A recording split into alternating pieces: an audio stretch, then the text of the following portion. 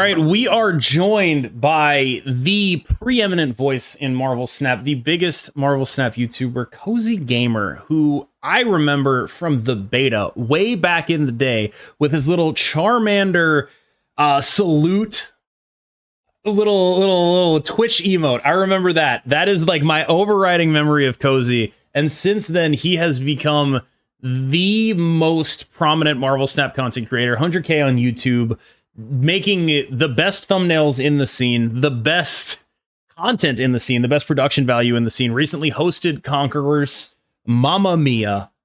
Cozy Gamer, welcome. Oh man, not deserving of that entrance, man. That intro, I appreciate it. Man, what a year, or almost year. I guess a full year since I've actually known of your existence. Back in because you were in the beta days. Yeah, you were around. The glory days. Yeah, excited to be here, guys. I know. I think I've listened to a couple episodes here and there, and love what you guys bring to the table. You guys been doing this now, what, like 8-9 months? Yeah, we're on episode 34 right now. I mean, it speeds right by. One thing I want to ask you, Cozy, just so I can get people, if there is somebody that happens to be living under a rock, listening to this podcast, doesn't know who you are, I want to set a foundation for some of the listeners out there. When I think about Marvel Snap and I think about Cozy, I think you're just like you're Marvel Snap's golden boy to me, right? You're the zero to hero story in Marvel Snap for content creation, and sort of that pillar that I think a lot of new content creators in Marvel Snap aspire to sort of get on that level, or at least, you're just a great example to people starting out, because you really did start from such humble beginnings back before Marvel Snap. So our weekly question section from our listeners is called the Bend and Snap. This week, it's me asking you. I just want to hear a little bit about that Cozy lore, hear about your background, maybe a little bit about your content creator journey before Marvel Snap, and now how you got to where you are to this day. Oh, well, appreciate that, man. That means a lot. It's crazy to see where everything's gone. I mean, I tell people all the time, just a dude, right? Just a dude that loves Snap and content creation. So, man. I mean, going way back, I was in hotels and hospitality. It's what I kind of went to college for, and what I fell in love with growing up. I just love people, right? And did that for a while, and then 2020 hit, right, guys? And COVID obviously changed an industry that was untouchable in a sense. Hotels, everybody always needed hotels, and it took away something that I loved, and that was the people interaction. I remember being the only guy on the highway for a while. It was crazy, and so. With that, I had to lay off 100 plus people. It was crazy. It was a wild time. And again, it zapped what I loved a little bit. And I was starting to think, okay, I've always loved hobbies. I've always loved learning something new. And I thought to myself, I love people. I think I might try YouTube. I think it's a fun thing to do that I can do at home, fresh into the pandemic, right? So I get home, open up the door, and I say, I had my wife sit down, and I said, actually fiance at the time, I had her sit down. I said, I need you to look at this. And I pull up a gaming YouTuber, which is even a harder sell outside of a YouTuber. It was a gaming YouTuber.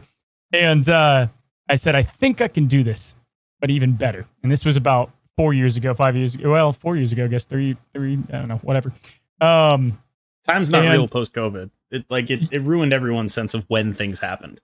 Yeah. Were you guys where you are now when the pandemic hit? Like location-wise? Yeah. Yeah, location-wise. Yeah. Yeah. So anyway, I knew nothing, guys. And KM, I think, and Brendan, you as well. Listen, guys, talking to nothing right here, talking to a camera, it's a weird skill. It's a weird thing to learn. There's no way you can be prepped on it, right? I don't care how big of a public speaker you can be. This is a hard thing. Was it hard for you guys learning how to talk to a camera? I mean, it's definitely a bizarre experience, right? Especially when you're solo. When you do a podcast and you sit with other people, you actually just have organic conversation. It's funny, going from a podcast to trying to record a YouTube video is wildly different. It's an entirely different skill because we can just talk to each other here on the pod and it feels relatively natural. There might be a camera, there might be a light somewhere, but you generally don't notice it.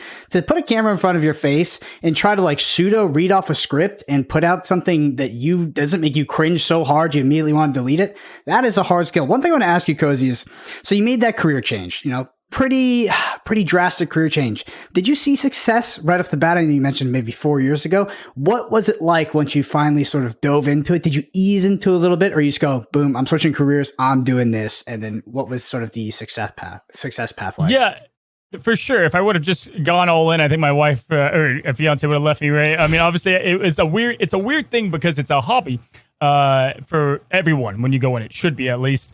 Anyone, and I can talk about this later, but I think anyone that goes into it for the wrong reasons of trying to be big and make money, it's just not going to happen if that's the reasons you're going in for it. The personality you need to have, you need to be obsessed with something, right? And in anything, I like to be the best at what I do, right? Like that's just been how I've been built. I played sports growing up. I've had this competitive nature to do that anyway, but with myself, not others, right? So I told myself if I was going to pick this up, I'm going to go all in. It's either all or nothing, right?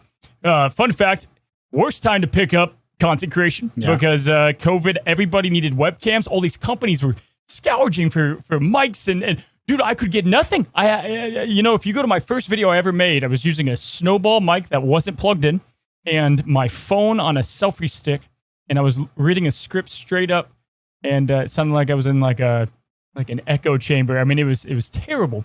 Can I ask about scripts real quick? I want to dive into that, right? Because your content, it comes off personable, right? Because of you. My content comes off personable because I actually don't script it. I just talk about it, right? Yeah. And I'm kind of wondering, like, the degree to which I have comfort doing what I do is because I'm very comfortable doing that. Is that just doing it wrong? Listen, I don't think there's any right way to do it. I think to answer that, I'll go back to what you were saying about YouTubing and streaming. YouTubing, streaming, podcasting, shorts are all stage presentation and casting. These are all different fields with a variety of different talent and / skills. I would say the jack of all trades is being a live streamer because you're a little bit more on your feet. You can be a bit more quick when it comes to readiness there. It depends on the content creator you want to be. People think I script. I don't. I actually don't script. I have bullet points. I have things that I obviously that I do a little research. I've tried scripted and it comes off scripted, right? It comes off salesy almost. It's why I tell sponsors, hey guys, I'm not going to read something. I can't. It kills the way I do it. So it just depends. It depends on the creator you are. If it helps you, sure, do it.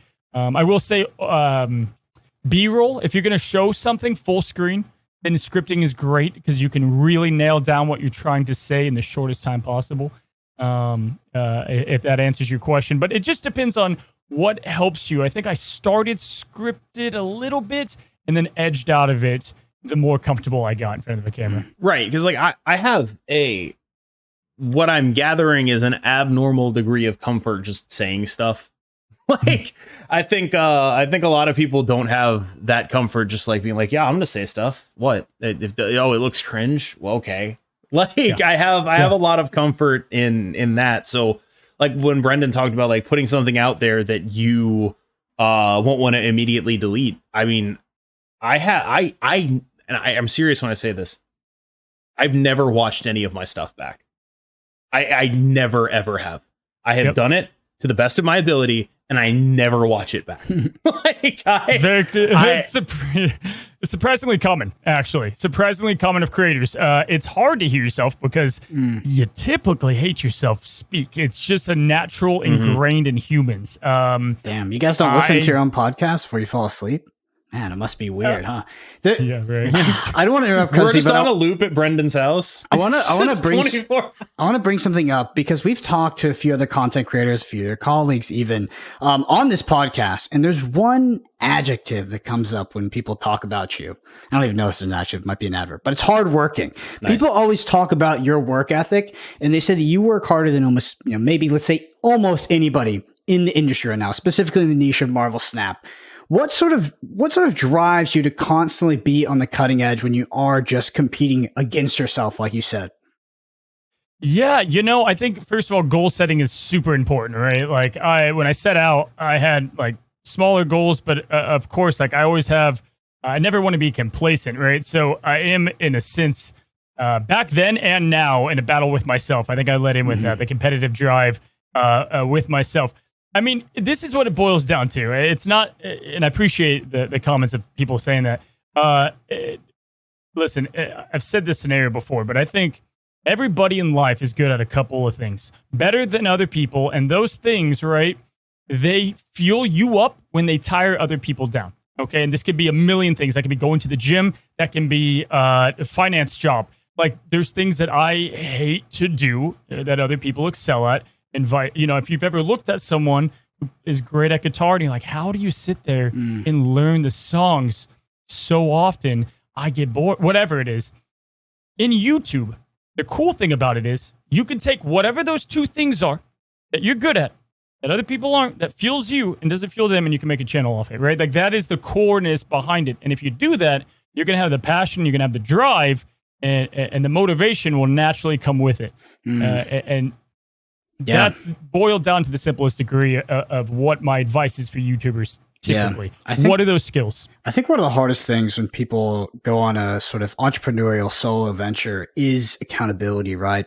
Because when you don't work for somebody else and you are maybe building a YouTube channel or something like that, you don't necessarily have to do the things that you maybe put on your calendar every day, right? And to be the person that's organized, pumping out the content, staying on schedule, and ultimately that's what leads these channels to grow as big as the ones that you have. That seems to be the special something that maybe everybody doesn't have. I mean, it's easy to see the top creators and see the charisma, right? What looks to be the natural on-camera talent, or they're a great competitive player, etc. But I feel like the people that really stand out are the people that have sort of integrated that accountability into their schedule, and they're able to actually put their nose to the grindstone and do it every single day. Because really, nobody's keeping you accountable except for yourself, right? You could technically, just take a day off here, take it easy. But I see multiple creators, especially in the Marvel Snap space, yourself, Alex, Snapster, daily videos. Like, this is just the most ridiculous niche and vertical to compete in, but you guys are doing daily videos, high quality thumbnails, new decks, etc. It's just like, how do you motivate yourself consistently to do that? I think a lot of people, they look at the YouTuber full-time job as this sort of idealistic thing to maybe want to do, but they don't understand the sort of ingredients that it takes with the day-by-day grind. Can you just talk a little bit about that? Yeah, for sure. I mean, I'll start with that. I was a director, right? So I had a lot of management experience. And so I have kids that ask me all the time, and they like, I want to be a YouTuber. That's the new things kids say. And I want to like shake Timmy by the head and just be like, you really don't, right? Because I mean, I'm working 15 hours a day, and that's way less than I was working prior. I can tell you that. And you could clock in, you could clock out. Ultimately, the business is on someone else's shoulders. It's a completely different scenario. There's a few factors. First of all, I have a wife, now a kid. Yeah. And I've had this for 3 years. That's an easy motivation. I'm like, hey, if I don't do this, what am I doing? I'm wasting everybody's time, right? Including my wife's. But it's funny. It's a two-part question. You have motivation, but then you also have the daily upload, right? The motivation for me, I didn't go into my whole story, but for me, man, I love the game, number one, but I love building things that are interesting and new. And so for me, that keeps me excited to do a new video, a new thing. But you've got to be meticulous on scheduling. You got to be meticulous on yourself, and you're your own boss, man. And you should be the hardest boss you'll ever have. Is kind of what it boils down to there. Overall, I got a follow up. Yep. You say you work 15 hours a day. Yep. How long does it take for you to edit one of your videos normally? I've gotten better over time. So actually, when I started, like fresh out, the one thing I told myself was thumbnails, editing, I'm gonna do it all myself so that I can learn how to do it. And every single time I'm gonna try to bring something in that's better than the time before, right? And now my old channel had about 300 plus videos. I don't even know what I'm at now. So I've had like 500 plus videos now, doing it every single time, right? and I've gotten better and better. When I first started with Snap content, it was probably 10 plus hours to really learn these deck guides that I was trying to do, which was probably too much at the time. Nowadays, man, I can do something that looks like 10 plus hours in 2 hours. It tops. I have a hypothetical question. If I knew somebody, let's say a close friend of mine, maybe a close friend for 34 weeks, and they were considering, or maybe they had made the choice to go full time, what is some advice you would give to them when they make that switch? Because it's a small switch, because you're still doing the same thing, right? You're still doing content, but it's also a gargantuan switch, right? Now you are your own boss. Now everything is on your shoulders. What advice would you give to that person? That's a solid hypothetical. I wish I knew someone in that position. Dude, let's get the congrats in order, man. Are you, KM? How do you feel? How does it feel? Like genuine emotions. I don't know. Everyone is so excited, but for me, I just feel, I don't know the right way to phrase it. I feel hunger, right? I am somewhere right now where I can grow and I want to do that, but I feel this hunger and it's like, well, I don't know where to find the food. So I have to go out and forage, right? Yep. For the last year or so, I've been half and halving it, right? And now I'm lucky enough, thanks to my community, that I can at least like go to my girlfriend and be like, look, this is actual money. It's not like the most money. It's not the most money. It's not as much money as I was making when I was doing both. But it is some amount of money. We can pay our rent with this money. We can buy food with this money. And the potential for growth is noticeable, right? But right now, like I'm in a state where everyone is like, congratulations, congratulations, congratulations. And I am wholly focused on that hunger because I can't just go full time and keep doing the same things I've been doing. I have to go full time and make use of that time.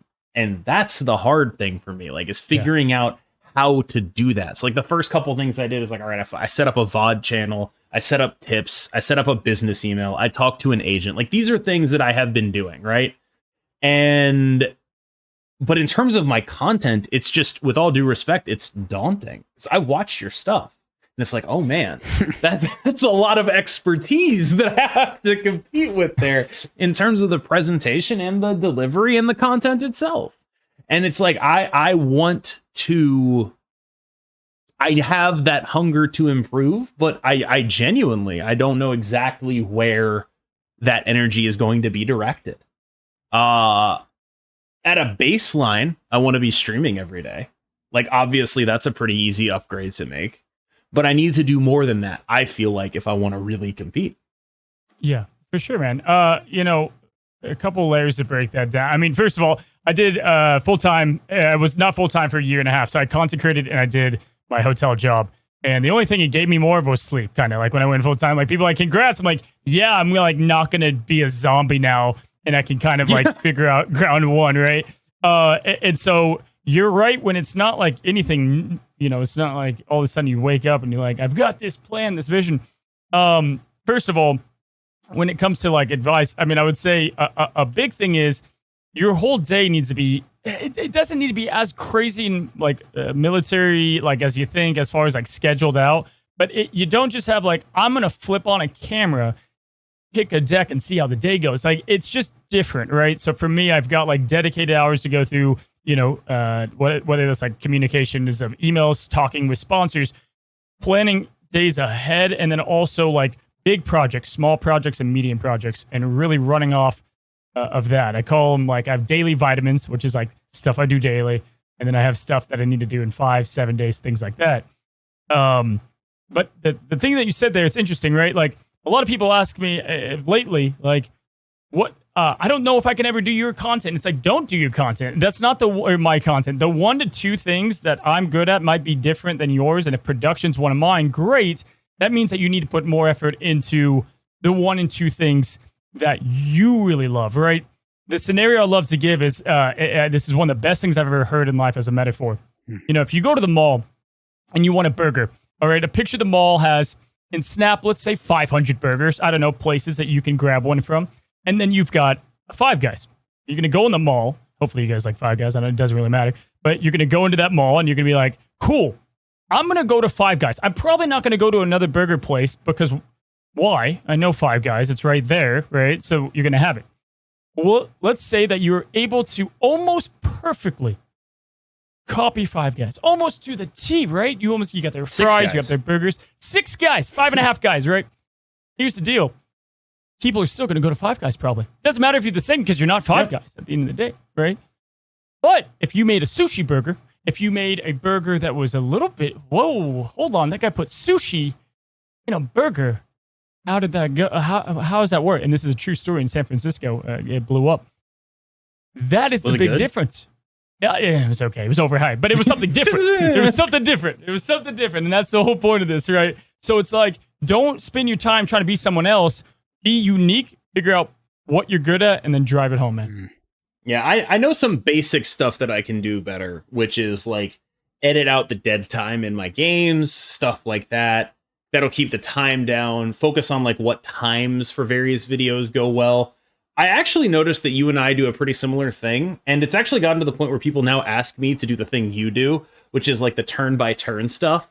Because like what I do is I go through the roles each card has in the deck, and so people are like, okay, well, what does my ideal turn order look like? And I was like, you got that from Cozy. You got that from Cozy. That's not a thing I think about ever. That's a thing that Cozy does. You've infected the lexicon of Marvel Snap. Like, listen, people ask for that. The thing that's so important that people just can't, I don't know why people forget. The average Marvel Snapper is very casual. So, like, people do not know something that comes so second nature, right, to us or to people that play a lot of the game. And it's crazy that it's easy to assume that, right? I'll say one-off comments on time to time. I'll say that Infinite seems to be getting so much easier to get. And people are like, dude, I'm dying over here. And I don't connect that, right? So it is important to remember that. But yeah, you definitely don't need a daily upload. I don't think so. I don't think you need a daily upload. I don't think you need to.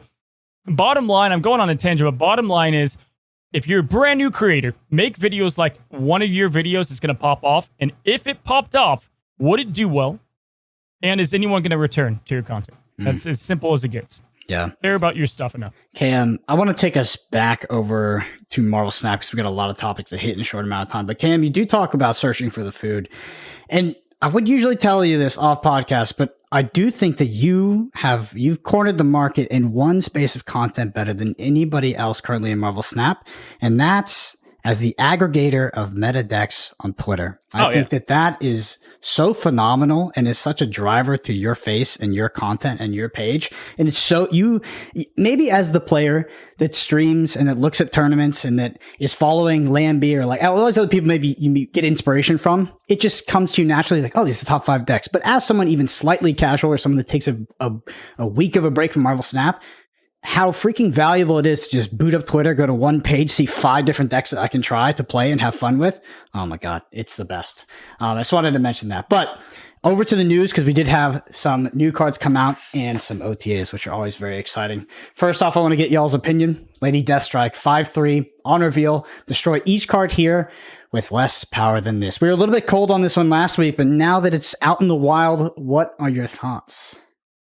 She's better than you think. I swear. She's better than you think. I promise. I'm jumping in to just say she's better than you think. I swear. No, she goes in like one deck, and I'm not sure how much you'd miss her if you didn't have her in there. But that Thanos Galactus Lady Deathstrike deck that I played was like, I'm not going to sugarcoat this. It was actually good. And I'm not sure how much of that, like, she herself was actually good a lot. You forge her, she kills off your opponents. Like, I had her kill a Thor. I had her kill a Dracula. I had her kill an entire Cerebro lane. Like, she does a bunch of actually powerful stuff. I am always more in on destroying your opponent's cards than most people are. I just don't think she is. I mean, I do think with Forge pushing her to 6 now, it's like almost actually relevant because Captain Marvel, Rockslide, Silk, Angela probably, like, just a bunch of stuff is going to die to her now. And I think she does stuff well. I will say that Thanos Galactus Lady Deathstrike deck, I posted it, and Glenn Jones himself was like, I did not come up with this one. So one day they should hire me, and I will come up with that instead. But yeah, no, like I got something cooking there that the devs didn't even have with her, and I think that's the best chance for her to ever actually be good, because I don't think they want cards like her to be good. No. So if they are good, it's an accident. It's because they missed something. Yeah. Cozy, your thoughts? Yeah, I mean, she's a hell of a lot better now than she was a couple of days ago. I mean, 12 cards, always tough, right? Because she's got to do her job better than somebody else would in that deck. So for me, it's always like, without forcing the synergy, where does she work well? First of all, if this card ever gets out of hand, she's just like the complete answer. She Morbius and Dracula alone, like that, the deck's done. Like it's got no shot.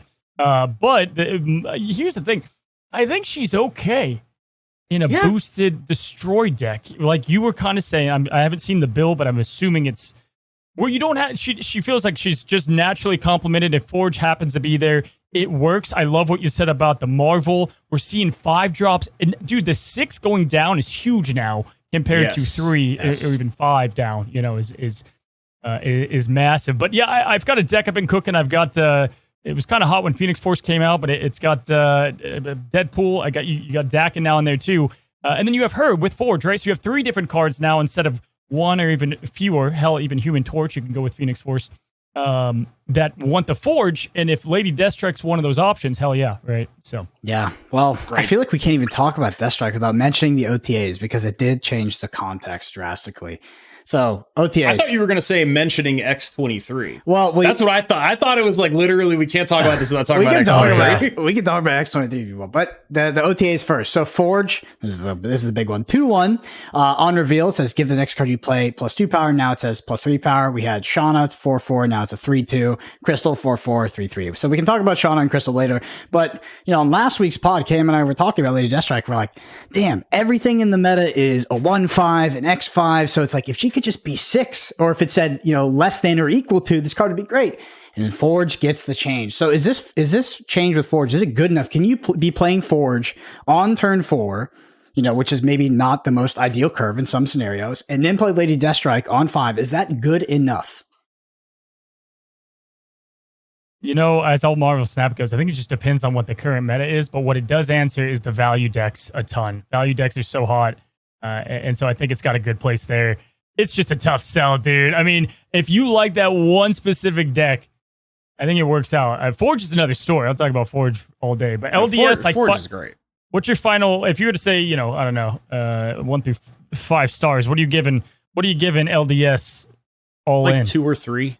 Yeah, it's kind of where I'd be at right now. Like, I think this actually brings us to something that I think is really important to talk about, which is, don't play bad cards to make your other bad cards good. Lady Deathstrike should go in a deck where your Forge is doing more things than just hitting Lady Deathstrike, right? Yeah. So like in the deck that I was playing, I won a game by Nakia and forging a Galactus because they didn't play around 11 power Galactus, right? Like I won a game by we go Forge into Absorbing Man, which then lets the Absorbing Man pass some other stuff on. You need to be making these cards do other good stuff. Do not play bad cards to make your other bad cards not bad cards, right? You can just play good cards. It's like, and so if you are not playing the Forge to do other broken things, you probably just don't slap Forge, Lady Deathstrike, and a bunch of other stuff. That said, there is a part of me that kind of wants to just jam her in the mid-range deck and be like, haha, I've blown up your Captain Marvel. You lose now. Right. I do want to do that. I just don't think it's going to be very good. Yeah, I mean, if you put her in the value deck, then your value deck becomes not a value deck, right? It's just like the whole deck is sort of, it's the crux of it is just eking out these values quantitatively. Right. The other issue is you might blow up your own stuff. Yeah. Like the positioning becomes very awkward. You need to keep your stuff out of the lane with the stuff you want to blow up in it.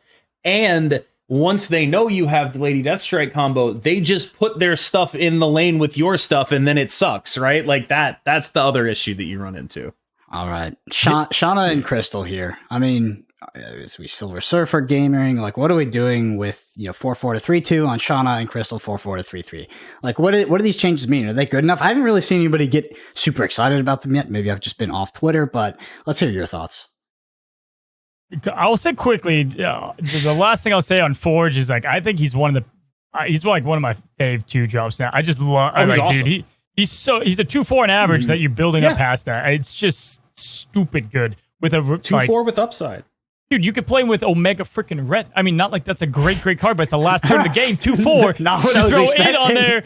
I know. that's not the name told drop. you I was spicy. You can play him with Jeff. You can play him with Omega Red. You can play him with I was Omega waiting for Red. that. I was waiting for that. I was trying to get a little spicy there. But no, like you could do a 4-2 play as well. Besides for 8 power, and all of a sudden you have an 8 power, whatever.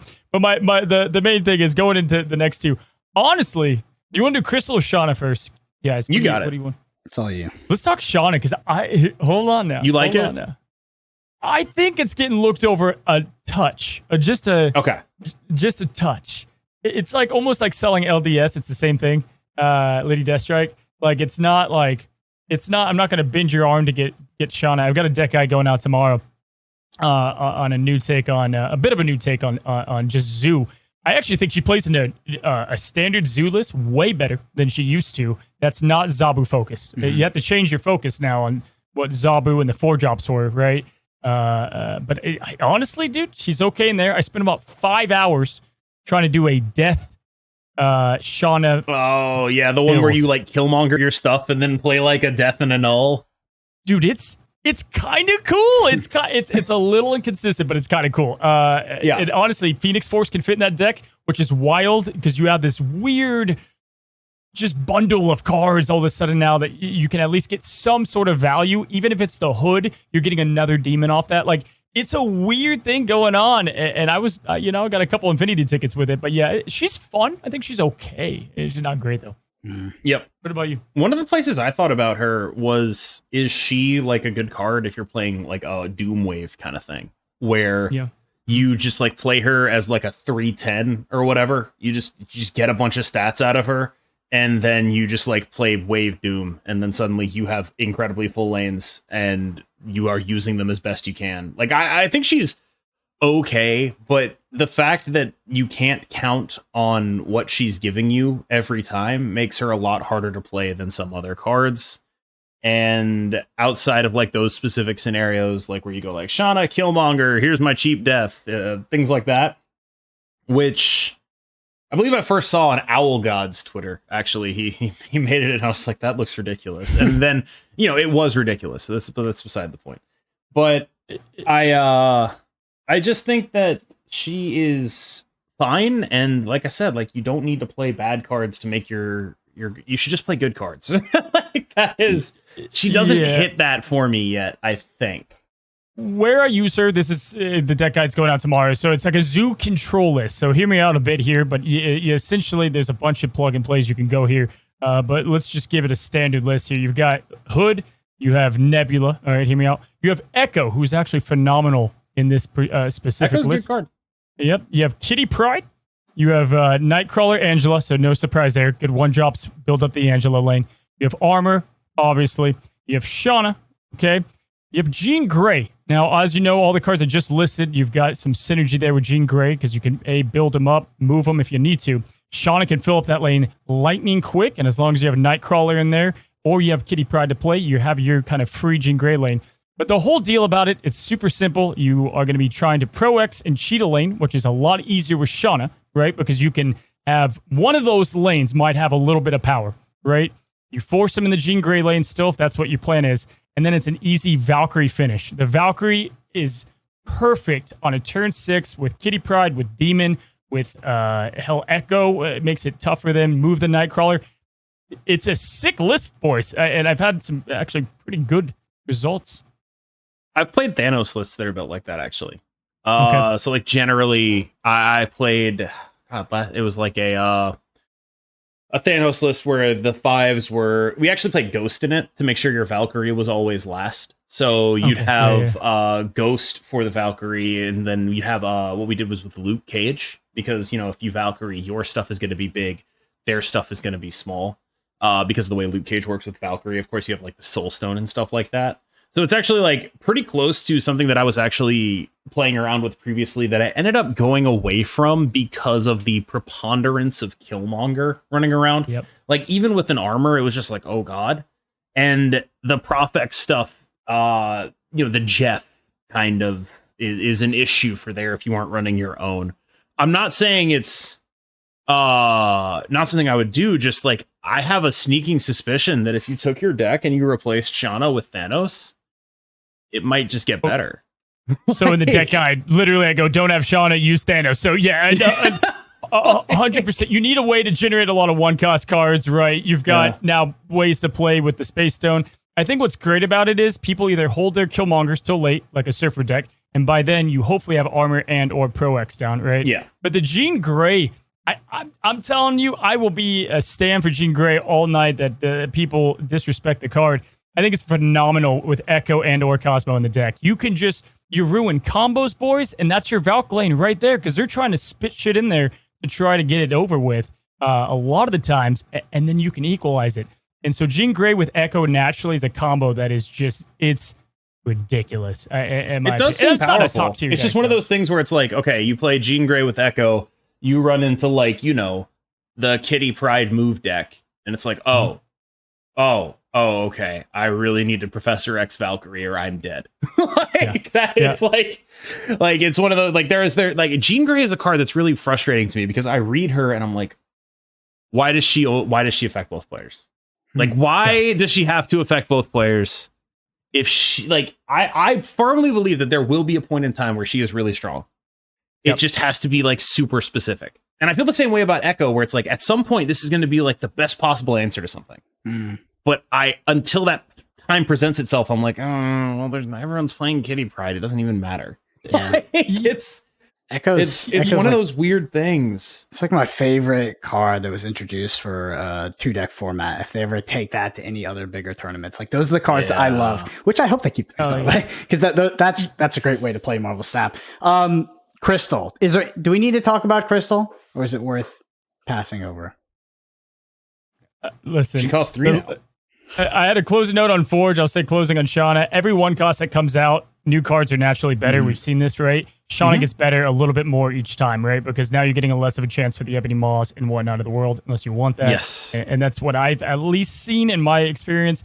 Crystal feels like she does the same thing, maybe a little bit better. I think she's still good in combo-rich decks, if that's your goal. But Surfer, she's okay in Surfer. I liked her best in Hazmat Toxic. Like, is she okay in Surfer? Because there's so many options in that deck now that, like, if you play her, you're probably playing her over something that's better. So, what I like about Surfer is if you go on Deviate off a popular list, you have this surprise factor, if you will, right? It's just that again, the deck I like her in the most is a Hazmat deck because you don't give a damn about what they end up getting because you're just trying to bomb them. And if they have Luke Cage, you lose, right? That's where I played. That's what I played. It's a greedy, rich deck, and that's I had some fun with it. But yeah, she's just an awkward card, man. She's a tough one. So here's a question for you. I gotta ask though: is 3/3? Is it a strict buff to Crystal? Like, do you think this is just ubiquitously a buff, going from a 4/4 to a 3/3? Because now it's not in the Zabu show. I like it better. Yeah, I do. I got a question. So you're talking about these decks with newly OTA'd cards. The fact that they got OTA'd, that prompts you to make a video about it, right? Oh, yeah. So I was like, I'm sitting here, I'm just writing down stuff. I'm just writing down notes. Like, okay, do videos on OTA'd cards. Like that actually, like, I know it sounds very dumb, but that's just never occurred to me because I do like my OTA review, And then it's like, okay, well, people should know that. And then if it shows up in like something legitimately meta, but you're not doing things that are necessarily that, you're just like, what is the best way to use this now? And that's an interesting thing to think about. Yeah, I mean, here's the thing. It's essentially, they're not new cards, but they're essentially new cards that the wide variety of the player base gets access to, right? And what got me falling in love with Snap and gets me excited is like, I grew up playing like team builders and Pokemon and things where it's like, I got obsessed with synergy and with how you correlate things that people maybe don't see at first glance, right? And I'm always going to be the guy that says the best deck in Snap is still yet to be discovered, right? Like that's my favorite thing to live by. It's what drives me on Snap. So OTAs reintroduced this whole, okay, well, they touched this card up for some reason. There must be something out there that now was a good Forge deck that's a little bit better. So yeah, definitely always do content right after. That's an interesting thing. Like, do you do a video on each of them, or is it just like you pick one that you like the most, and then it's like, all right, let's do that one? Yeah, it can be hard, right? It's whatever gets me like crazy. Like everyone did Captain Marvel after the Marvel thing, and I was like, oh, dude, that's so sick. But Hawkeye, no one's looking at Hawkeye balance. I think that's probably pretty dope. So like, I actually did look at Hawkeye bounce. That's not even a joke. I did look at Hawkeye bounce. I was like, dude, that's a 1/7. But then it turned out that stats weren't the avenue that was the issue for that deck for me. It was just like, I do like a 1/7 though. Like, yeah, absolutely, I'll play a 1/7. So it's whatever's sexiest, kind of, right? Like what everyone looks like. Okay, this like Forge Man. It was like, dude, that's just a sexy buff. Like that's gonna be a lot of fun. And then or out there a little bit that might get a little steam, depending on it. This was probably a tougher OTA than most, but usually there's at least 1 to 2 options. That's like, all right, there's something here, no question. Yeah.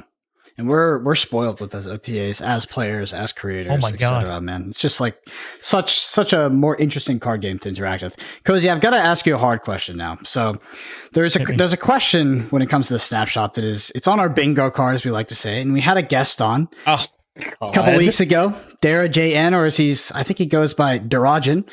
He goes by Darajan. I've got to ask you, what are your thoughts on unique collections, and do you think it's a feature to the game? Or do you think it's more of a negative thing? Could we consider it a bug at this point? Do you think that unique collections enhance the experience of Marvel Snap at the top end after a player has been playing for a little bit? Because I'll level with people on unique collections that the initial gameplay of Marvel Snap, when you first download it in the free to play, Series 1, Series 2, that's a good experience. But they've pitched these like unique collections and keeping cards away from players as a feature to the game. Do you think that it's good for Marvel Snap? Oh man, love it. I think we can all agree Marvel Snap's best when you first get into it, right? It's insane, all the stuff that happens. I think it's honestly, the answer is a split cop out. I'm going to say it's great for casuals, it's bad for competitive. I mean, I think it's when you have a buddy, the thing that drove me in the game is I just called my brother. I'm like, dude, I just got effing Magneto. He's like, what? And then he was using crossbones, so we thought it was good. Joker. But whatever, right? Like, that was really cool. That brought a lot of interest. The issue is it ages poorly, and as we all know, it's gotten to a point where it's like, we're so spoiled with OTAs that it's a tough position they've put themselves in, because the game is ever changing in a lot of ways. They pitch themselves as a 3-minute card game. Now Conquest is their best game mode, in my opinion. So it's like it's a weird thing. The game is, at times they want to meet, you can't pay for power. At other times they have 1,200 credits for sale the next day. So they need to stick with something. But also, I'm a big proponent of new player acceleration. Like that, that's going to be our biggest hindrance with this game. There's something unique about not being able to pay for power when the game came out, but now it's got to be answered in a unique way to have Snap go in the way that I think it is. So. Yeah, I have an anecdote. I got targeted by a Marvel Snap ad, and I think it was a bit dated. I think it was an older ad from maybe back on global release, etc. But it goes, Marvel Snap, we have all these cards, this collection, and the good thing is you have to progress through it, and we won't even let you buy the cards, so you just can't have them even if you don't want them. And I just thought to modern day Marvel Snap, where we have Pro Bundle 1, Pro Bundle 2, Gotcha Banner-esque kind of stuff, and I'm just like, this is not the thing. And also, I find that I agree with you that it does hurt competitive, right? Because when you go to competitive at the highest level, it's like, yeah, some people are legitimately priced out, they're even time gated out, but the place where I feel it the most is probably in the casual, right? Because I think when it comes to card games, they're actually pretty unique from other games, that the casual player base seems to really, really want to win. Like, they genuinely don't, they seem to not enjoy losing to people that have cards that they don't. Like, that's not a feature to the game. They don't lose to a card that they literally can't acquire because of monetary reasons or because of monetary plus time gated. Like, it's actually impossible. They go, that's a good experience, right? It usually irritates them, and then they want to achieve the full collection so they can have all the game pieces and that they can play the best decks. More people ask me for the best decks that play once a week or twice a week than anybody I know that is a content creator or grinding tournaments, etc. So I've found that, I think I'm with you, that there seems to be a bit of incongruency right now with this unique collection philosophy. And where we've ended up right now, modern day Marvel Snap, we're kind of in the middle. It's like, are we going to part ways with this? What do you think is the future of that model? And is the current form of card acquisition, is it sustainable for the player base, or do you think it's hurting the game? Yeah, they're going to piss people off no matter what I answer. I mean, I would say when it comes to that, like, I will stand behind. I think that people don't have any idea what the best deck is. I think a Patriot deck right now is still stupid good, and you think it's not because other people are. No, who thinks it's not? Well, Forge, Like, that was a bad. Okay, before the, I mean, like, Patriot It was Lad. good before too. No, I'm with you because like Patriot is good into the mid-range deck because it doesn't really run Enchantress anymore. No, 100%. Yes, 100%. So with that, right? People, though, if I'm not promoting it and other content creators aren't promoting it and you don't see it, people are like, well, I don't have this deck, so I can't be good at this game, right? Or whatever. So every game naturally comes with this, like, I want to try something. Maybe I would like that more. I come from Hero Collectors way back when, where, like, you either spend $1 bajillion or you got really good at one niche thing. I think there's a lot of great decks, but it's human nature to always want more. So it's a weird thing. I think that that is getting better. We're getting better with coming up with creative decks and whatnot.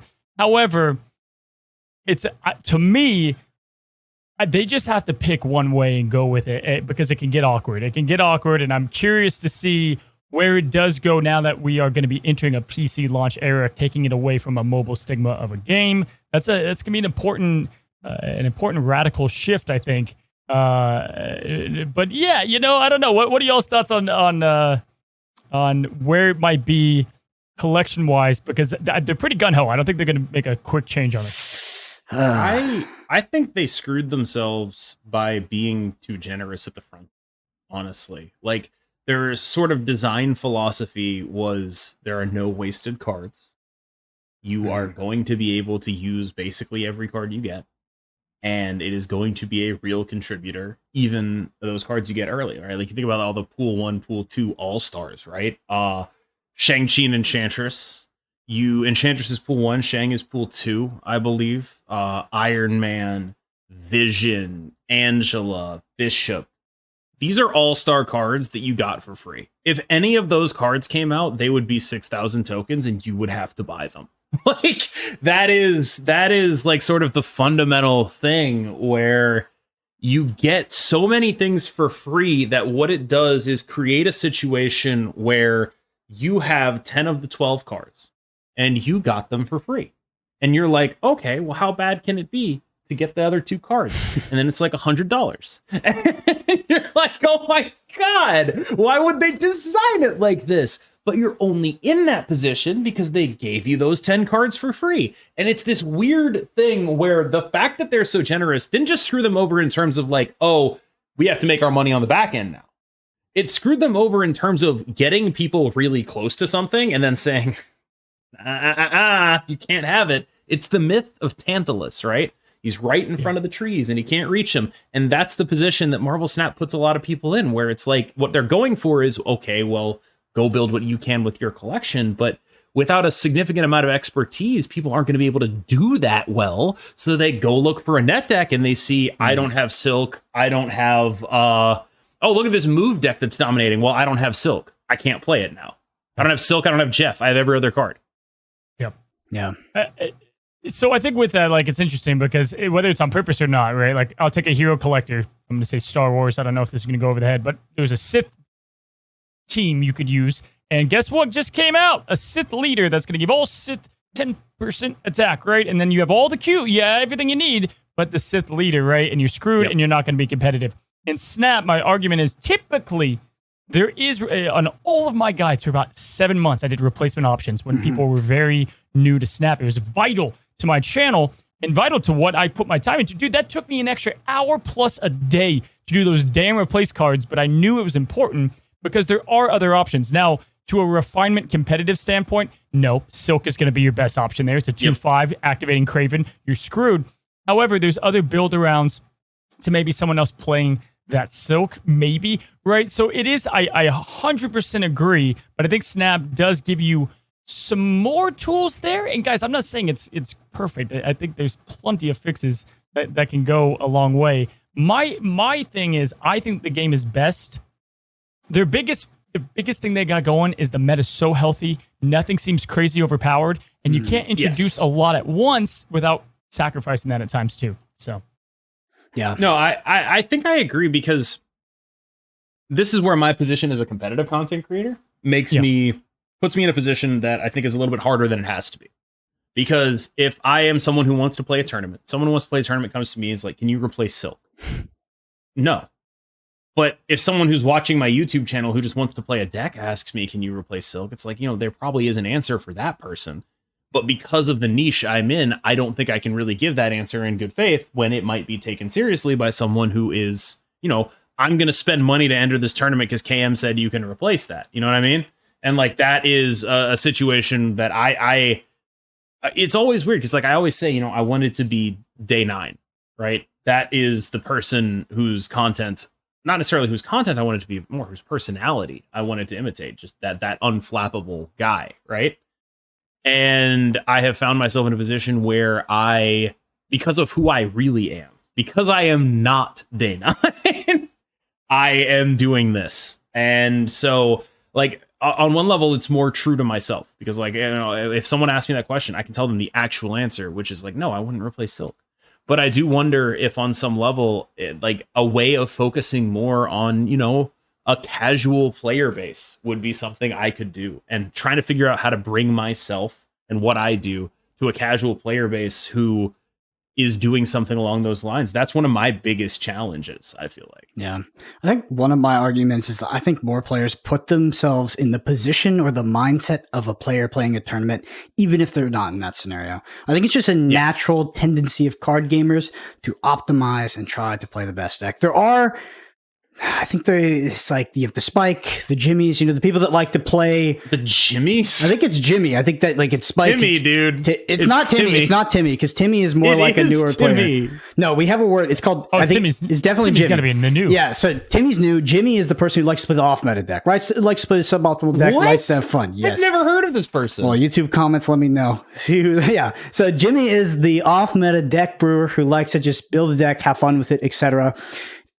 Yeah. So people in Marvel Snap that would be, be happy to play the suboptimal card or play a different version of Jeff, etc. But I find that card gamers just have this tendency to optimize and want this sort of the best deck possible. I think that creates a lot of friction there. Because I want to ask you, do you think that the current state of card acquisition is perfect? And if it's not, what would you do to fix it? And what do you think are some of the current issues with it? Because I do think that we went from a card acquisition system that was actually less generous to one that is monetarily, almost quantitatively more generous now, but just seems to piss people off more. The new system I've seen more people angry about than than the old system, right? Because there is this gambling aspect. There's this idea where people use the one spotlight cash, and PSA, we've said it a million times in this podcast, don't open if you only have one.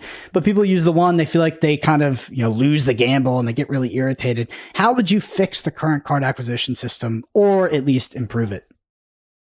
Yeah, they also put themselves in a hole with this whole token thing. Like back in the day where you could save up tokens, man, I love that. Token buyer guides was like my favorite thing because you could actually have some things going on. However, it's interesting, man. I think it goes to, I'm sure we'll get some meta conversation or whatever, but I'm telling you, the meta in Snap is so interesting because it isn't necessarily even the top of the top deck. It's what's popular and then what's countering what's popular. And then you have this like kind of rotation of things that can beat other things. Every now and then you have one that goes out of line, but guess what? We have an OTA. So it's this weird thing. You don't need any of the Loki cards, although they're probably going to be stupid good, so that's a bad example. But you don't need Lady Deathstrike, but it's new and it's shiny, and you can be playing other things, so then it creates the gambleism. So it's also like identifying yourself with kind of what you like to play. But is the thing perfect? No. A short fix, I don't hate it. I think people don't like me because I'm a pretty positive dude. I don't really hate it. I think that they need to bring some things back to Cassius.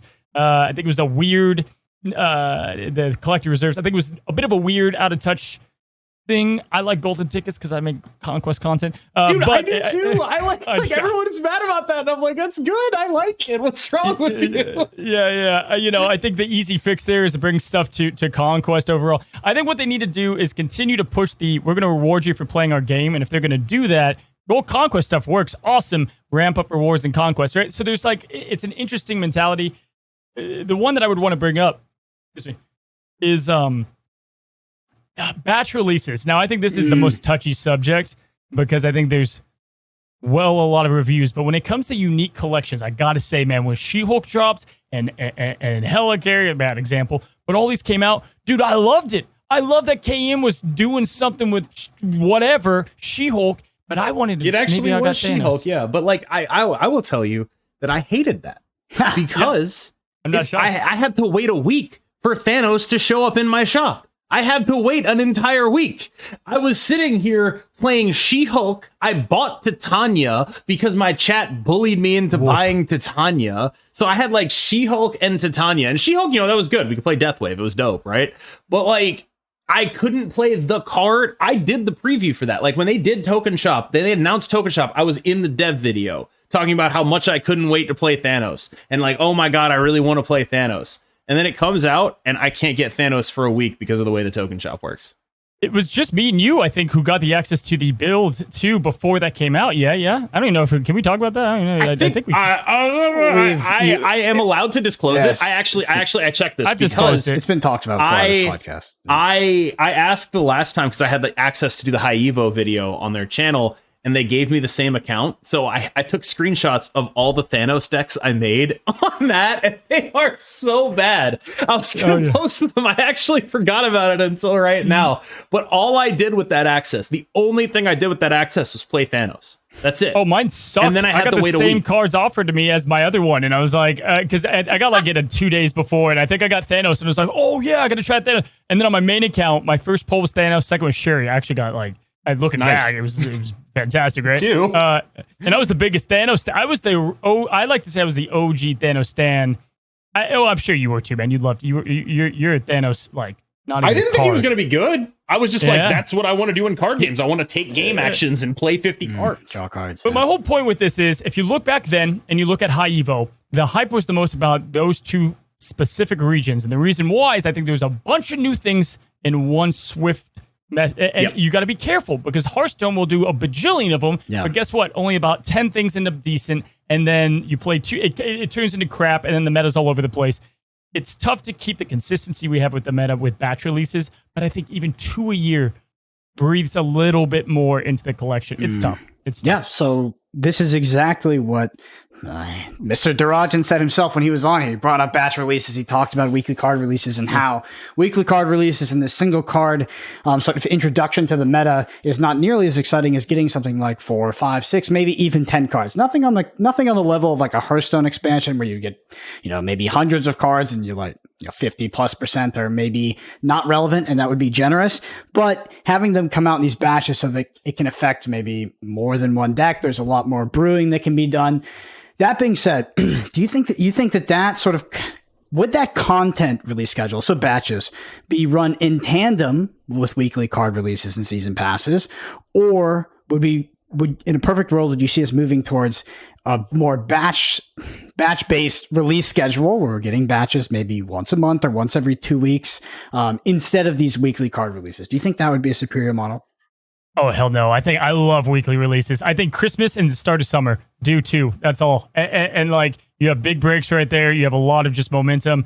The thing that people forget, dude, A, this is a free freaking game. You can play this for free. But B, like, they're essentially boosting up weekly almost, or bi-weekly, whatever, every other week. They're giving free cards new life, right? The forges and the crystals, I guess Sean is not right, but in this week, for an example, that are having kind of new life. Like Spider-Man's a new effing card. This is a new card that came out, everybody got for free. So I think the weekly, as a content creator, selfishly, the weekly release is awesome. But as a player, dude, it's the most unique thing Snap does because I'll watch traffic on my channel and things that go boom, boom, boom. It's these hills rather than Hearthstone, which is boom, boom. And it's a big difference of hills and peaks and valleys. So I think it's great for the game. Mm-hmm. Cam, any thoughts on batches versus weekly releases? Or you can have them both, maybe. I'll be honest, like I am like, okay, so two things. One, I'm such an amateur and I'm so overwhelmed by my own status, which is to say, I don't even know enough to say if that would be good for me or not. Like, obviously, if you just added more batch releases onto what we already have, yeah, it would be dope. Obviously, I have more stuff to talk about. That would be super cool. But like, you talk about checking traffic on my channel, I all I know is when I release a video, it does this, and then when I don't release a video, it does this. Like, I don't even know how to do the analytics to the point that I can actually take a look at that and see things like that. I do have something you'll be proud of me. I saved my first video today, which is to say I released it with a bad thumbnail, noticed it was doing poorly, made a new thumbnail, put it on there, and now it's doing like regularly, which was like, I have never saved a video before. It's something I didn't know, but like I did it. I was like, all right, bad thumbnail, new title, let's go. And now it is back in my normal range, and it worked. I'm very proud of myself. But it's it's just one of those things where I am such a novice content creator that I wouldn't even know if that is good for me or not. What would you prefer as a player?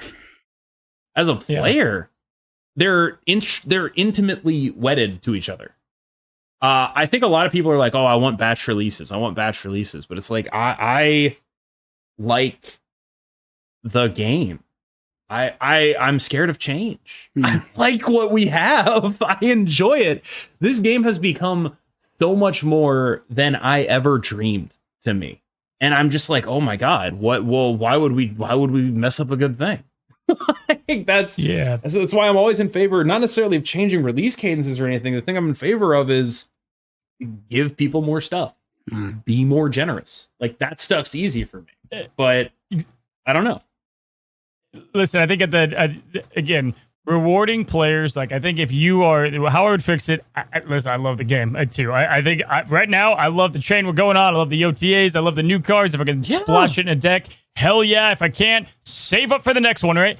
But what I would say is the only thing I would like to see changed, right, is, and this is going to take time. They need to expand their team. That's really what it comes down to. I think the game rapidly grew. You don't have budgets set for the next year. I've ran things before. Trust me, they can't just all of a sudden get a bajillion people on board, right? They're going to grow. We're 10 months in, but I would like to see continue rewarding for people playing the game. And the biggest thing for that, without being abused, the biggest thing they can do that with right now, in my opinion, is Conquest, because if they're pushing people that way, you can make the reward shops a little bit spicier, a little bit. It's more for sure. But I love games that reward. Okay, I go back and forth. Obviously, I love Conquest. It's awesome. But when I first started playing this game, I did so because it was fast. It was the whole pitch. I came over to play this game because it was fast. My decisions mattered. It was like playing aggro mirrors in Magic the Gathering. I was super into it. Speed was the key. If you gate rewards behind, a time-consuming thing, I worry that will not be taken as a gift and will instead be taken as force. If you win a ladder game, are gated by time, right? All these quests, all these no, not the same way. Like if I'm taking a poop, I can't play a match of Conquest. It's true. You can't. I mean, maybe you can. Yeah, it depends on your poop.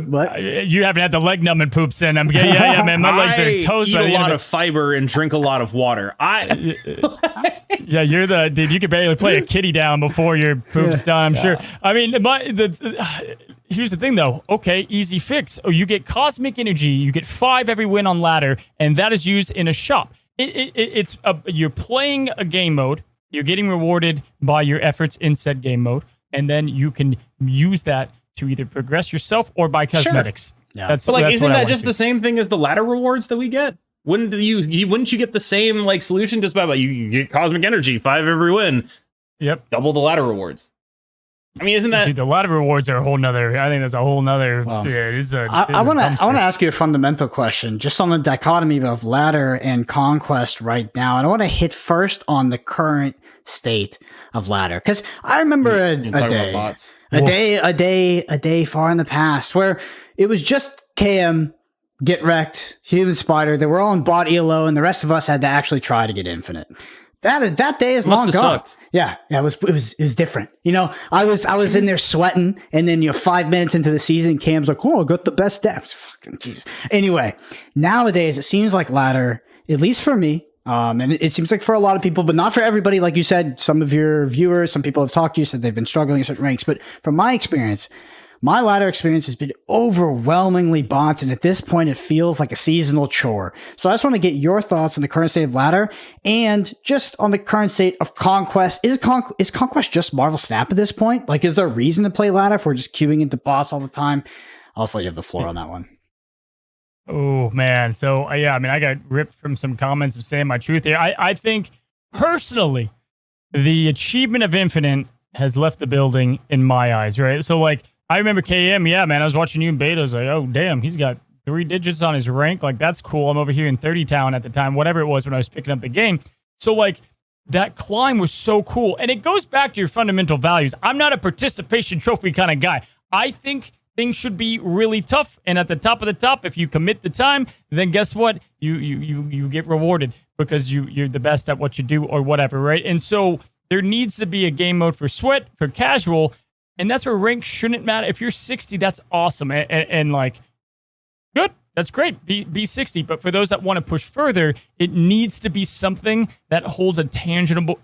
It needs to be something that's like, hey, damn, you're 101 or you're 105. I miss those days. And I do think that they're a bit, in my experience, they've lost the luster there. And I hope we can get it back. I think they can get it back. But yeah, that needs to come back. One of the striking things to me is I have been noticing that they're working on the bot AI. Like, they're different and slightly better disguised now. And it's like, why are you investing time into this? I've actually like, noticed why the are opposite. you constantly no. What you're noticing is you're getting throwbots. Yeah, exactly. They've been that's what more, you're noticing. There's been That's more not the same thing though. Yes, you get throwbots now. Previously, you would have never seen one of those. When they did the ladder revamp, or the one after the season that everything broke, and everyone just stayed in like 200 or whatever, the first season of Conquest. Everyone. You mean you? What the fuck? I do mean me. What the fuck? Everyone. Everyone I know, okay? Jesus Christ. No. And people just stayed up there, right? And so there was like the thing that really strikes me about it, where I really notice a disconnect between myself and other people, is people complain about the cheating bots, not because, they're bullshit, which they are, but because they always lose to them. And that is crazy to me because, yeah, they're filthy cheaters, but also I probably have like a 4 cube rate against them.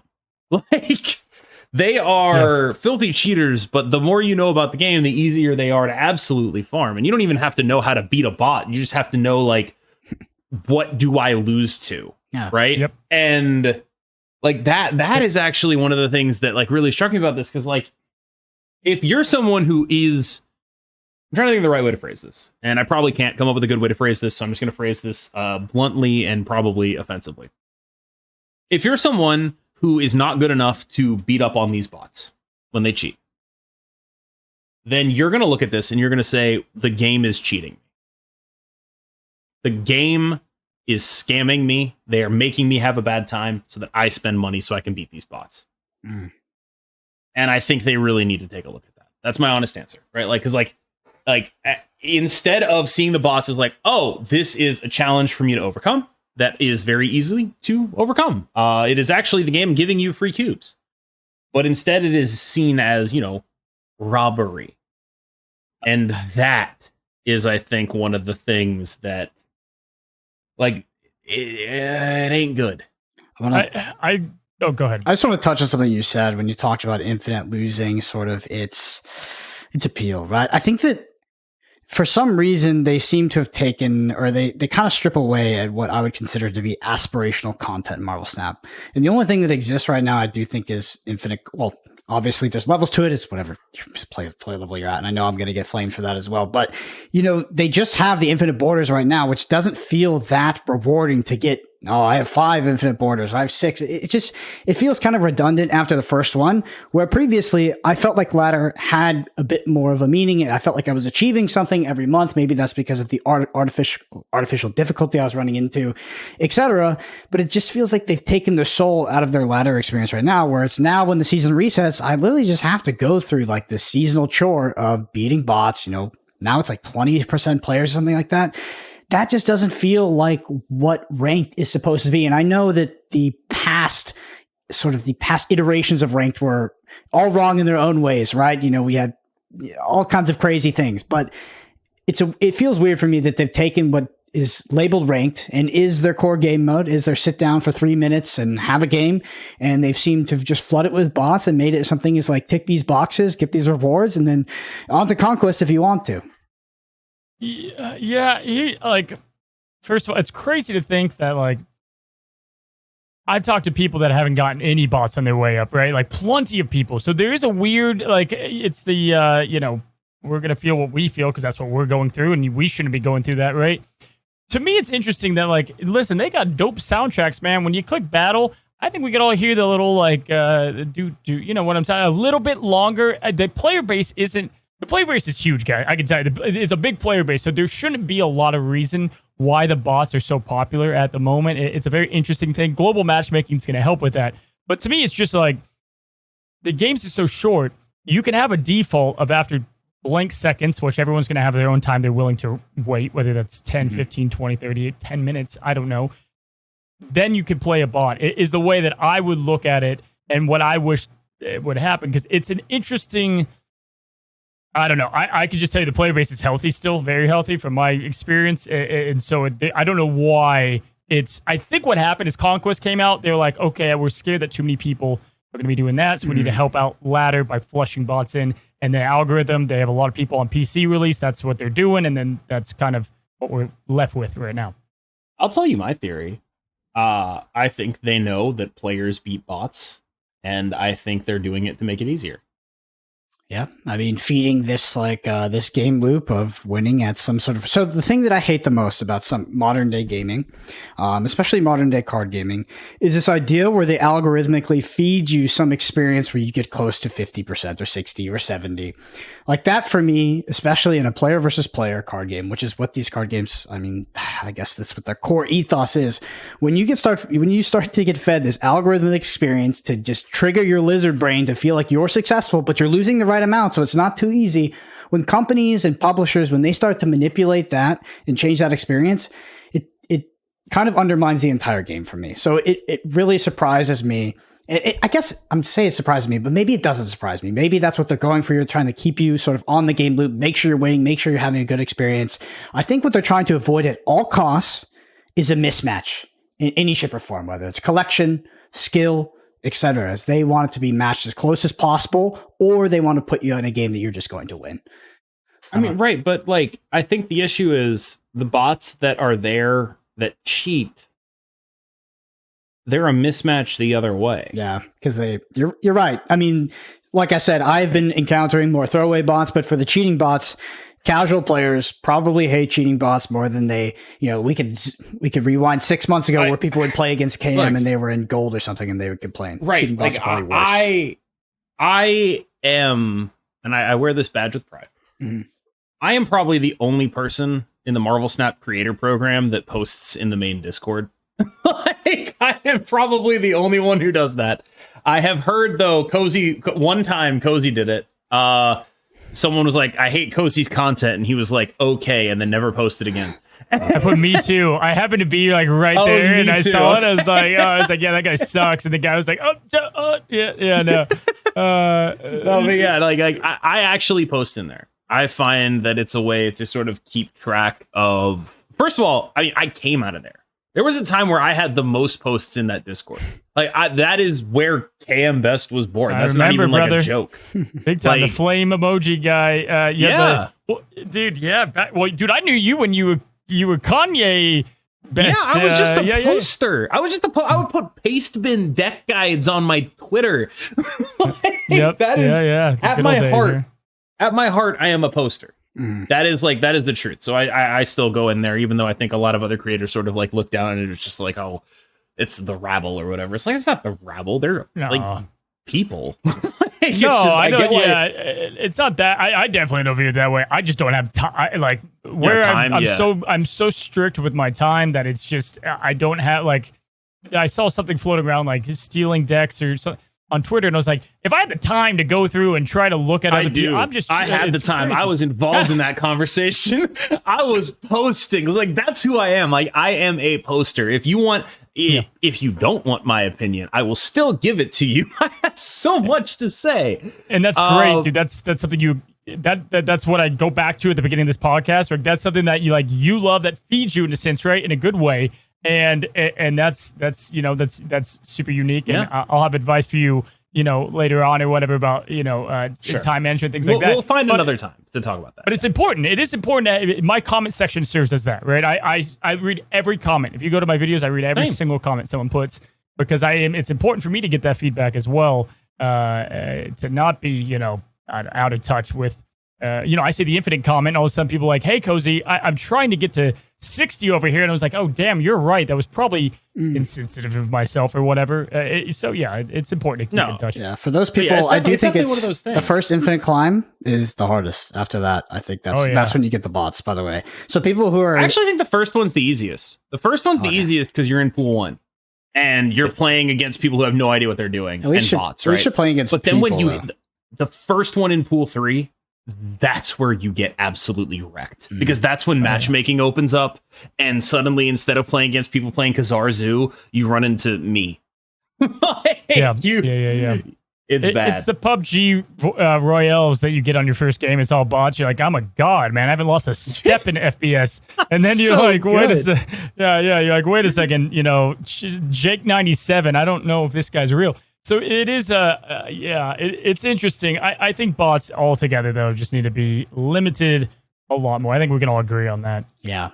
Because I want to ask you, because you recently hosted Conquerors, what are your thoughts on what seems to be a slow walk, a crawl maybe, of Second Dinner, at least in some way starting to support a more competitive scene, a tournament scene, a sort of a forward-facing Marvel Snap arena, right? Like, obviously that's not what that tournament was, but it does feel like we're getting more support from Second Dinner behind these kind of tournaments. We have more Twitch Rivals, which I know is not directly associated with them, but surely they're, I don't know, I'm assuming they're helping support in some way. It just seems like we're moving more in the direction of this becoming, they're becoming a stage for more competitive events, maybe streamers, etc. I just want to get your thoughts on that. I saw Cam, I saw your face, so maybe I was a little bit off base. I can promise you that event was not intended to be as competitive as it was. Nevertheless, I can promise you that. Yeah, it was an organized event, I guess, is a step in the right direction. I mean, look at Pokemon Unite, dude. They took like 2.5 years because they had Pokemon in their name and they didn't want to be competitive because it was kids, and then now they have Worlds and it's a huge thing now, right? But it took them forever to get to that moment.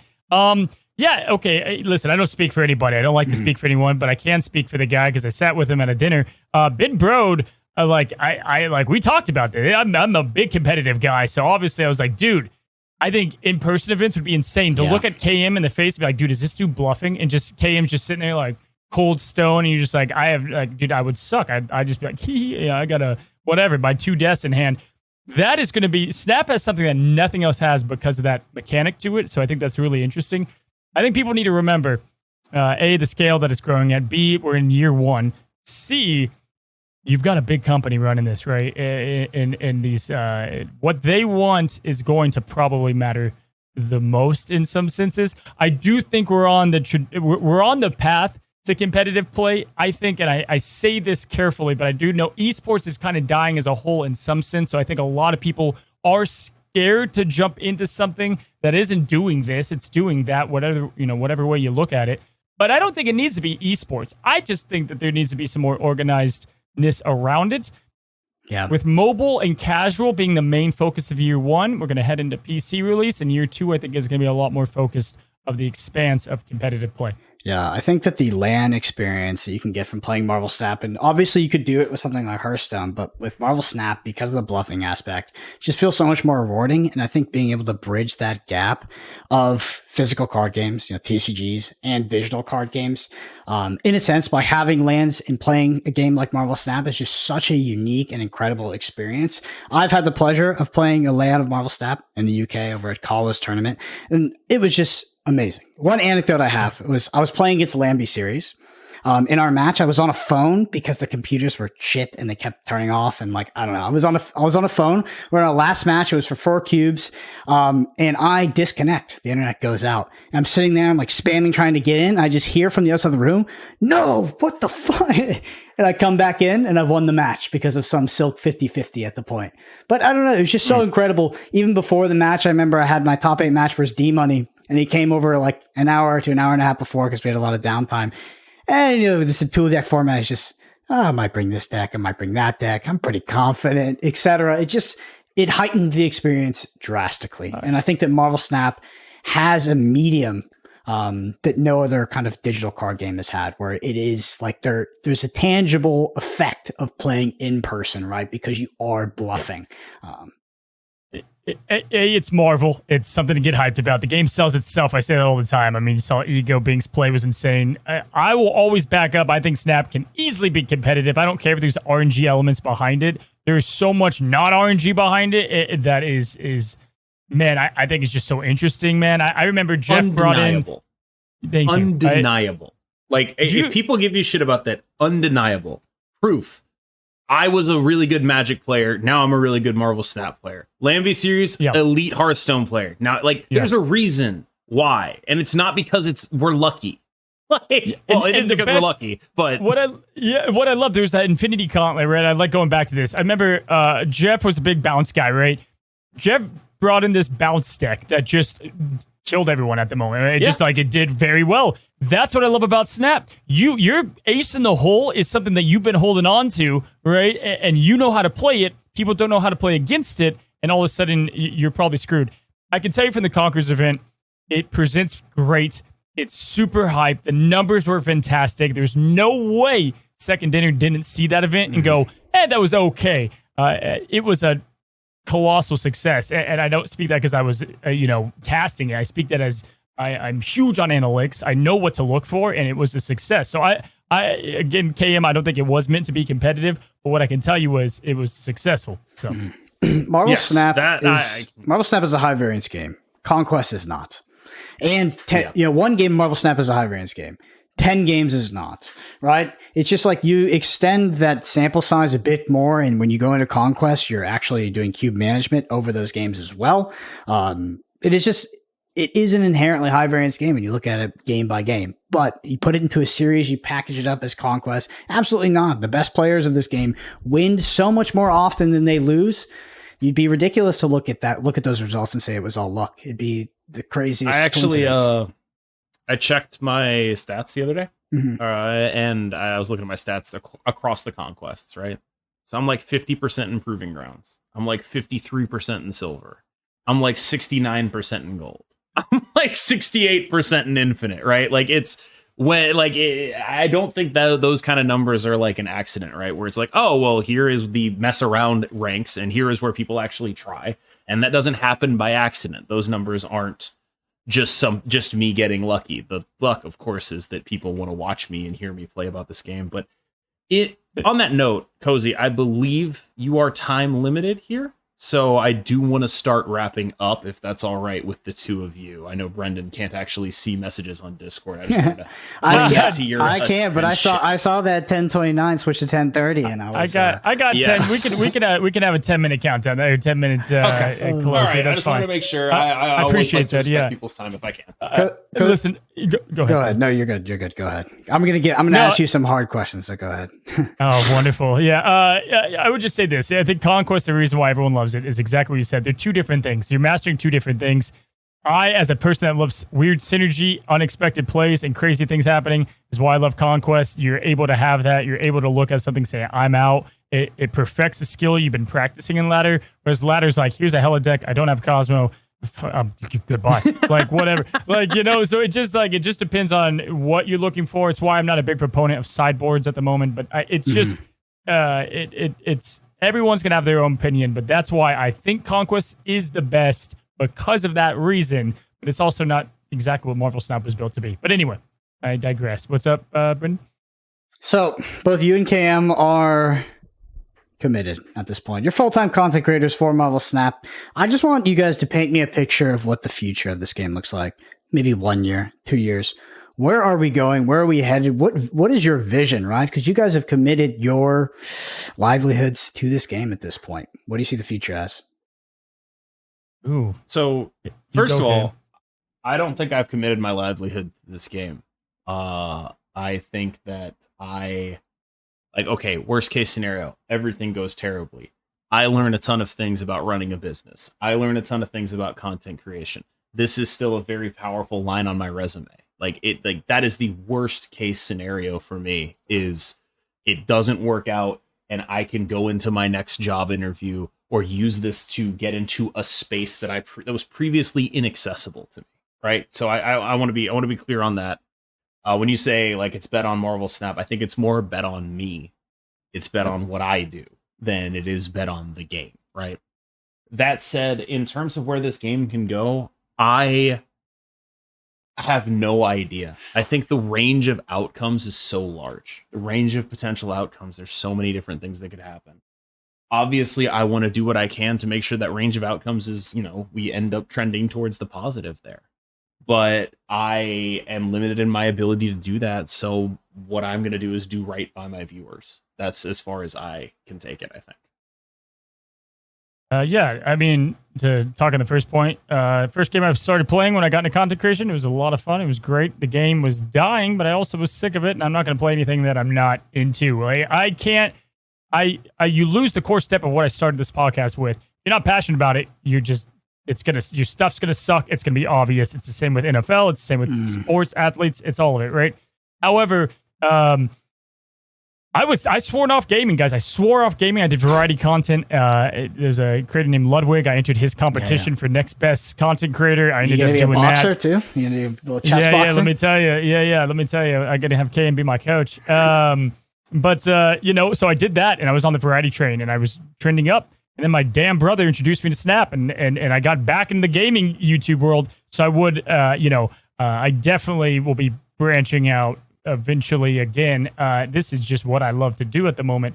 However, what I will say is with Snap, it depends on a lot of factors. Like you said, things outside of its control. What I will say is that it is the premier digital, easily, card game, and nothing's going to come close, in my opinion. I think the other ones happen to be at the end of their life cycle or getting near that, which is unfortunate for them. I'm sorry, but it's and not saying they're bad games. You can just look at numbers. I'm very analytical driven. You can look at that. It's pretty obvious. Snap has momentum. Out of their control, Marvel. Listen, the biggest Star Wars game I was playing blew up every time a Star Wars movie came out that was a banger. Because when you see Darth Vader kill people, you want to kill people as Darth Vader. It's just how people play these games. So if Marvel continues to get their shit together, this game will keep exploding too. Like Loki, guys, don't be surprised to see a big boom. Loki's their best thing. If Loki does well, you're going to see Loki do well here. That's out of their control, but as Marvel does well, and as they continue to expand their team, their experience, and their marketing, dude, I think Snap is an easy game that's going to grow for an unforeseeable future. I actually think the Marvel that is very, as someone who just left their job, that is amazing to hear. Thanks, Cozy. I really appreciate it. Wow. Personally, I could be dead wrong, but that's from what I've gathered. Yeah. Marvel Snap for me doesn't actually compete very much with a lot of the other digital card games. I genuinely believe they created a new genre of game. I think that Marvel Snap is such a drastically different card game and is optimized in so many key ways that card games are lacking, that I feel like it's just developed a new genre and others will have to follow. Cozy, I'm sorry to ask you this question. I'm actually going to apologize before it, but I have to. It's going to be we're going to zoom out from Marvel Snap. But you said at the beginning of this podcast, we're going to tie it all back up. If you're not passionate about something, what's the point? And you can't do it, or don't force it. You won't be successful, kind of. What do you say to people that are having trouble finding that passion? They haven't found that thing, or maybe they found it and in 2-3 months it left them, the passion left them. At what point does it just become discipline over passion, or is it always passion? And if, again, there's two questions there: discipline versus passion, and also people, how do they find the passion? How do they find what they're passionate about? Yeah. Oh man, finding your passion, I think, is like one of the core things of life, right? So it's a very interesting subject to go into. You can have different passions at different times. As YouTube as a whole, the biggest thing I see, and I can't tell you how many creators I could literally say him, and him, are doing this because they want to be big and they want to make money, and that's pretty much it. Or it was a new game, they tried it, they didn't get successful, they didn't get the views, they left, and that's kind of how it goes. It's obvious when you're not passionate and it's more head-driven, right? Passion, like KM, I knew immediately KM was passionate about Snap. Yeah, I could tell immediately. Like, was one of my favorite things about you, KM. I yell a lot. You yellow. I'm a yellow too, dude. So maybe that's passion. Maybe that's what it is. I'm still out here, like going "Whoa," every time I Galactus somebody. Like it's been out for almost a year, and I'm still doing that. Yeah, for sure. I think goal setting though is a huge piece, right? So that's where discipline comes in. If you have goals, then you'll have discipline to reach said goals, right? The hardest thing about passion is if you're not somebody that usually has hobbies or passion, it's harder to find it. So, like, if you've had hobbies, if you are a weightlifter, and then now you've already committed to something, you were able to start from ground zero, you got good at it, and that's how passion kind of develops. Naturally, find those two things. I'm telling you, everyone thinks I don't have the one or two things I'm good at. I'm not good at anything. Hey, it's bullshit. All right, it is bullshit. You can look at yourself and say, man, I'm a really good cook. Hey, maybe I should look into cooking classes, and then maybe I'll meet some people there, and then, hey, maybe I want to try to do a family cookbook. Fuck it. Let me just do that, right? And then maybe I push that, and let's try ebooks. It's finding that one thing, and then it's not even discipline. You won't need it as much because it's so easy to do, and that's YouTube and content creation for me. I got lucky. It's something that I love to do. I'm obsessed. I couldn't work 15 hours a day if I didn't have it. So it's finding that tick that makes you excited. That's a great place to end it, in my opinion, because that is an uplifting message. And I will say, content creation scratches that itch for me, because if I were not streaming my Marvel Snap gameplay, I would just be playing it and biting my own fingernails off. Pissed off. I don't think people understand. There's like this, I don't even know the right way to say it, but like when I play off stream, I don't know if I can show you my fingernails. Look at how absolutely tiny what's these up, are. Brother? They're completely demolished, right? Like that is, and when I play on stream, it is easier. I mean, I'm a worse player, but I am more able to feel the fun of a game like this. And I am just eternally grateful. Cozy, I want to, if you have one thing to say, I just want to give you time before we close out to shout out where people can find you. Of course, your YouTube, your Twitter. I don't know if you want to shout out your new organization. Saw that. You're wearing the jacket over there. Just want to give you the floor. Oh, man, I appreciate it. Yeah. You guys, look, at the end of the day, community, right, is what's big for me, at least. And so there's a lot of communities out there. You can join mine. If you're into weightlifting and slicking back the hair and competitive gameplay, you got KMs, right? Hey, the hair, man. Did you hear me call out your hair? You are the worst person to talk to about this, because like you have hair that's better than mine. I don't understand why people don't talk about you when they bring up hair. I don't get it. You're known for the hair, man. It's not fair. It's unfair. They're unfair to you. I appreciate it. I do. But so find a community that's big on you. We've got teachers and Alex that do this game. We've got people that were YouTube icons and Molt. And then there's so many different kind of people. And so find what fits you. If you like people that don't shut up, try decks that probably suck. And then you can come check out my content. But yeah, guys, it was a pleasure. You guys are great. This was easy conversation. KM, I think we've said this before on my side when we had you on.